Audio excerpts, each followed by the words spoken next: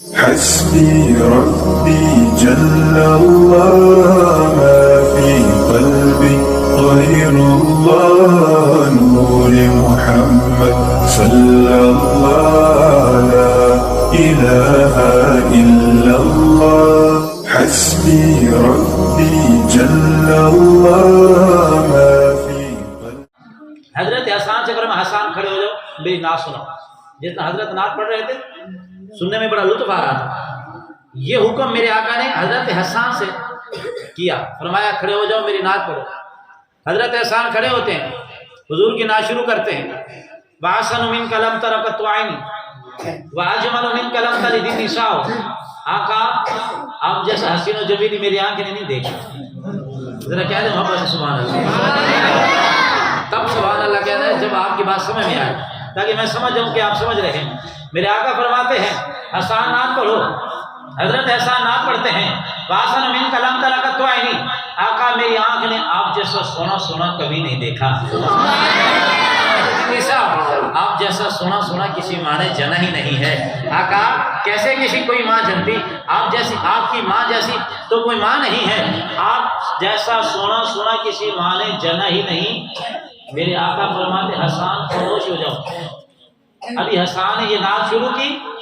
میرے آقا فرماتے حسان خاموش ہو جاؤ, پہلے خوشخبری لے لو جو رب نے تمہارے لیے بھیج دی ہے.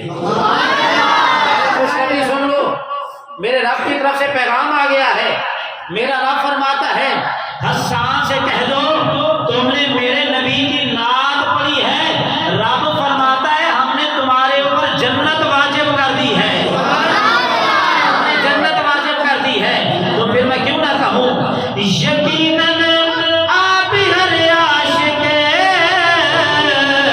کے گھر تشریف لاتے ہیں. میرے گھر میں بھی ہو جائے جلا یا رسول اللہ. میرے گھر میں بھی ہو جائے چلا یا رسول اللہ. کسی نے یوں کہا کبھی آؤ غریب محلے یا رسول اللہ. جو لوگ میرے نبی کا ذکر کرتے ہیں, میرے نبی کے نام کی محفلیں سجاتے ہیں, میرے نبی کی نعتیں پڑھتے ہیں, اس گھر پر خدا کی رحمتوں کا نزول بھی ہوتا ہے. میرے مصطفیٰ کریم صلی اللہ علیہ وسلم بھی تشریف لاتے ہیں. اس لیے کسی شہر نے کہا یقیناً آپ ہر عاشق کے گھر تشریف لاتے ہیں. میرے گھر میں بھی ہو جائے چلا یا رسول اللہ. کسی نے یوں کہا کبھی آؤ غریباں محلے یا رسول اللہ. کبھی آؤ غریباں محلے یا رسول اللہ. دکھاں درداں میں ہوئے آن ملے یا رسول اللہ. حضرت حسان نے جب نعت پڑھی, حضور نے فرمایا رب کی طرف سے پیغام آ گیا ہے. رب فرماتا ہے ہم نے حسان پہ جنت واجب فرما دی ہے. نعت پڑھنا کوئی چھوٹا کام نہیں ہے, یہ بہت بڑی عبادت ہے. اچھا پھر جس گھر میں نعت خوانی ہوتی ہے اس گھر پر خدا کی رحمتوں کا نزول کیسے ہوتا ہے؟ میرے آقا علیہ الصلوۃ والسلام سونے آقا چلتے چلتے ایک صحابی کے گھر تشریف لے گئے. دروازے پہ دستک دی. جب صحابی باہر نکلا قدموں میں گر گیا. آقا اتنا کرو, آج غلام کے گھر تشریف لائے. آپ کے گھر کوئی بڑا ایم پی اے, ایم این اے, وزیر اعظم, وزیر اعلیٰ, کوئی بڑا آدمی آ جائے, آپ کتنا خوش ہوتے ہیں. وہ کتنا لوگ خوش نصیب ہوں گے جن کے گھر کمری والے تشریف لاتے ہیں. السلام تشریف لاتے ہیں. جب میرے آقا اس صحابی کے گھر تشریف لے گئے, صحابی قدموں میں گر گیا. آقا اتنا کرم کہ غلام کے گھر تشریف لائے. میرے آقا فرماتے ہیں بتا تو گھر میں کیا کر رہا تھا؟ میں نے آسمان کی طرف دیکھا، خدا کی رحمتوں کا نزول ہو رہا ہے، فرشتے قطار در قطار تیرے گھر داخل ہو رہے ہیں، بتا تو صحیح کر کیا رہا تھا؟ عرض کرتے آقا اور تو کچھ نہیں کر رہا تھا، اپنی بیوی بچوں کے ساتھ بیٹھ کر میں آپ کی نعتیں پڑھ رہا تھا.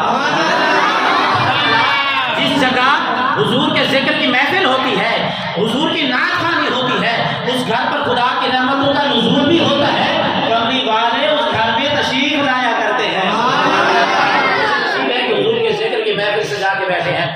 میرے آقا علیہ الصلوۃ والسلام کے ذکر کی محفل یاد رکھنا میرے بھائیوں.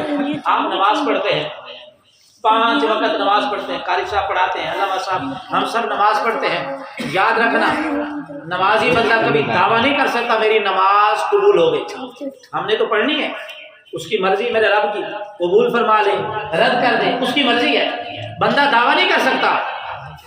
حاجی حج کر کے واپس آ گیا، دعویٰ نہیں کر سکتا میرا حج قبول ہو گیا، اس کی مرضی ہے، قبول کر لے اس کی مہربانی ہے، نہ کرے تو ہم اس کا کیا کر سکتے، اس کی مرضی ہے.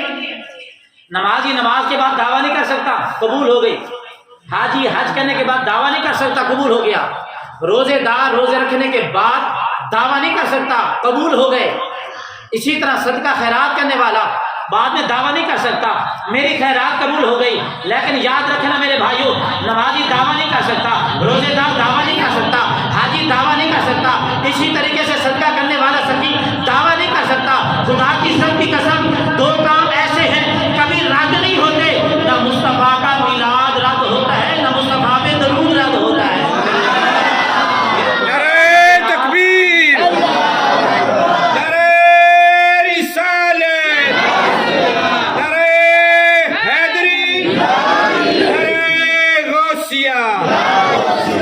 تو میرے مصطفیٰ کے اوپر پڑھا جانے والا نہ درود رد ہوتا ہے، نہ میرے مصطفیٰ کا میلاد رد ہوتا ہے.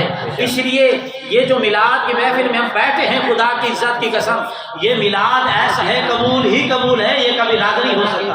ہم تو اس نبی کا ذکر کر رہے ہیں جس نبی نے ہماری خاطر غاروں میں جا کر دعائیں مانگی. وہ نبی، ہم اس نبی کا ذکر کیوں نہ کریں جس سے محبت کرنے والا مسلمان تو دور کی بات ہے، اگر غیر مسلم ہے میرے مصطفیٰ اسے بھی جہنم ہی نہیں جانے دیتے.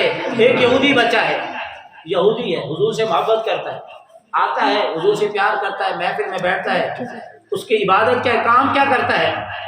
جب میرے آقا مسجد میں تشریف لاتے ہیں نا، اپنے نالائن مبارک اتارتے ہیں، وہ بچہ اٹھا لیتا ہے اور اپنے سینے سے لگا کے رکھتا ہے. دیکھیں تو صحیح محبت، یہودی ہے، یہودی کا بچہ، مسلمان نہیں ہے، وہ نالائن سینے سے لگا کے رکھتا ہے.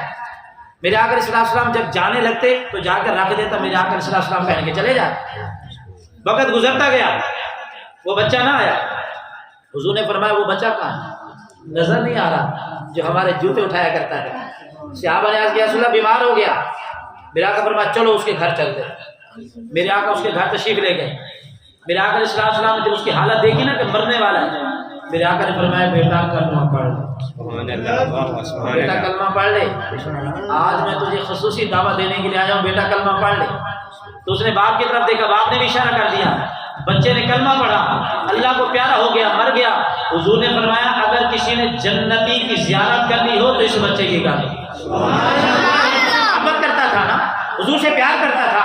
جو بچہ، جو بڑا چھوٹا، مرد عورت میرے حضور سے پیار کرتے ہیں،